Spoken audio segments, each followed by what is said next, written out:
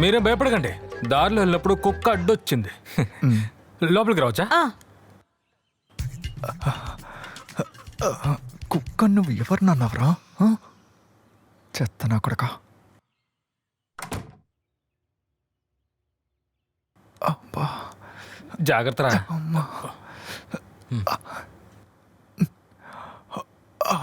ఏంటి ఎక్కడికైనా వెళ్తున్నారా?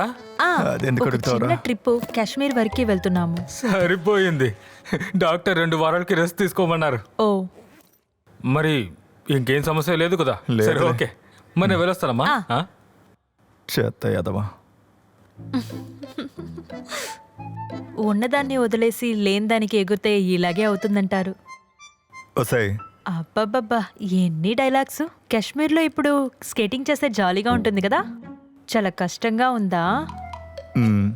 పర్వాలేదు పర్వాలేదు, బాగా రెస్ట్ తీసుకో. ఇక్కడి నుంచే నువ్వు ఇన్స్టాలో స్టోరీస్ వేయొచ్చు. నాకు ట్రిప్కి వెళ్ళలేదని బాధ కాదు, 2 వారాలు నీ మొహం చూస్తూ కూర్చోవాలి కదా, అది తలుచుకుంటేనే బాధగా ఉంది. అంత కష్టపడేంత ఇక్కడ ఉండవసరం లేదు. కావాలంటే నువ్వు నా ఫ్రెండ్ ఇంటికి వెళ్ళిపో. ఇక్కడ మన ఇద్దరి మధ్య ఏం లేదు కదా. చూడు ఎలా మాట్లాడుతున్నాడు. దీన్ని నెత్తి మీద కొట్టాలి. ఛే, దేవుడు ఇలా శిక్షించాడేంటి?